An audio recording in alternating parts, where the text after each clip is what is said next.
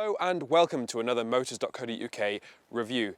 In this video we're going to be looking at the new Seat Ibiza to see how it stacks up against Super Mini rivals. So if you want to know more, sit tight and we'll be with you shortly.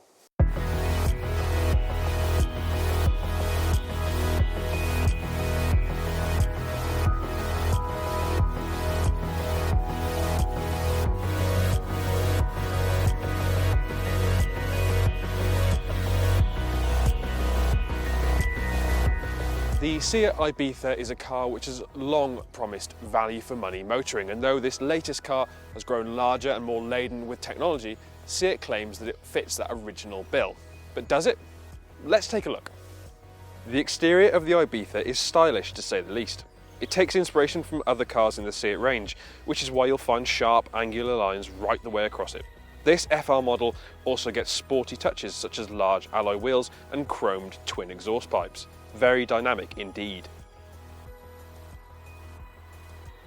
The Ibiza we have here with us is powered by a 1 litre turbocharged petrol engine producing just shy of 90 brake horsepower. Power is sent to the front wheels through a 5-speed gearbox, and Seat claims that it will return up to 53.3 mpg while emitting 105 grams per kilometre of CO2. This consumption figure means you shouldn't be spending too much time at the pump. There's also a 1.6 litre diesel engine available, which matches the 1 litre's power output but betters its economy and emissions ever so slightly. The Seat Ibiza is predominantly a car for urban environments, so small roads, tight junctions, roundabouts, and around those areas it's really successful. The light steering means that it's easy to position, and the light gearbox and light clutch also mean that it isn't too tasking to drive. However, on open roads, what is it like? It's pretty good. The steering doesn't have a lot of feel, in fact it doesn't really have any feel at all, but it is direct and it is accurate, so you can place the car quite easily, and when you tie that in with the fact that the car itself is actually quite small, then it means that on country roads similar to the ones that we're on today, the Ibiza is really simple to drive. Refinement wise, the Ibiza does quite well. There's a little bit of road noise generated and a little bit of wind noise, but it's pretty much what you'd expect from a car of this type. The ride itself is relatively composed, and though it is a little bit sharp over some lumps and bumps, again, you can't expect too much of a car costing, well, just over £17,000. You could alleviate this problem by fitting a slightly smaller alloy wheel. This FR spec car rides on 17-inch alloys, which, although they look good, they are quite large for the car, but in reality you're probably not going to feel too much of an issue coming from that ride. Now you might think that just shy of 90 brake horsepower isn't a lot for a car of this type, and even though it isn't a lot of power, it's more than enough for motorway driving. You can keep up with everyday traffic more than easily.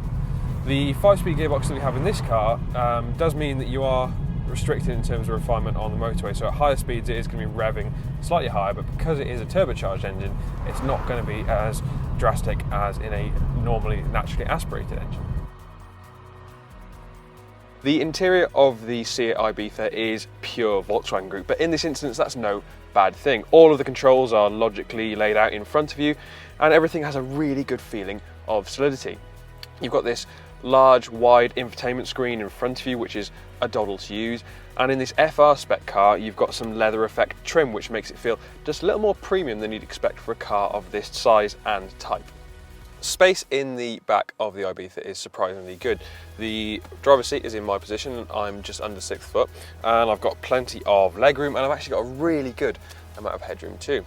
One drawback is that there aren't any pockets on the back of the seats, which means the rear of the car could get quite cluttered, and also though there is space for 3 people to sit here, that person in the middle is going to feel pretty shortchanged because of this really large transmission tunnel.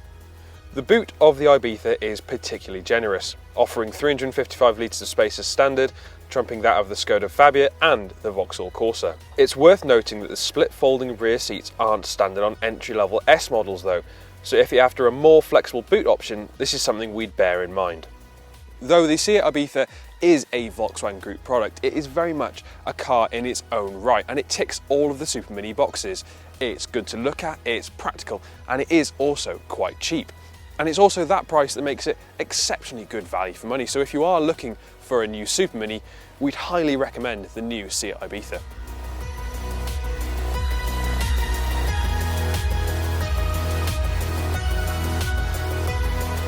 Thanks for watching this motors.co.uk car review, and don't forget to like and subscribe to the motors.co.uk YouTube channel and hit that bell button so that you're notified each and every time we upload a new video.